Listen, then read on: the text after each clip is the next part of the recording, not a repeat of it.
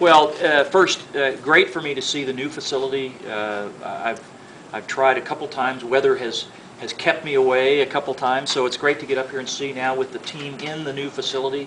Great integration of systems, great situational awareness tools. I actually got to also go be on the other end, flying in an F-18 Hornet up to Inuvik, which is one of the forward operating bases, yesterday.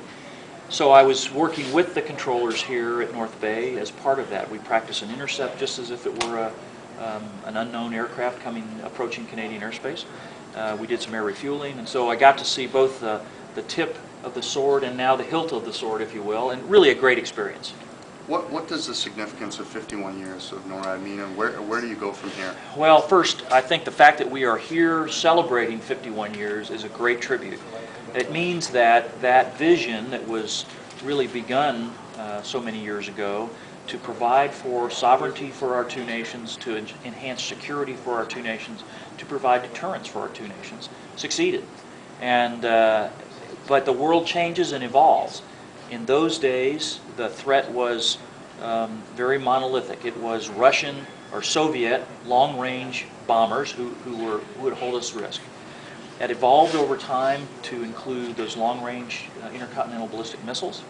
It continued to evolve, the mission continued to evolve to absorb the fact that nations were using space for communications and positioning and surveillance, and they became part of the strategic landscape. And so NORAD had to evolve to be able to keep track of those.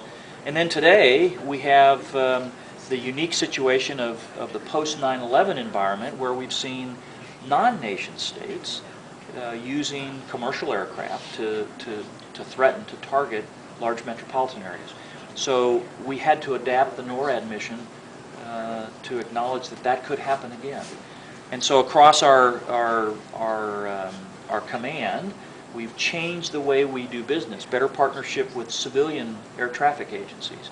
Better partnership with, for example, in the U.S., the Transportation Security Agency, which keeps track of who's flying on aircraft. Good partnership with Canada to ensure that we can share that information back and forth.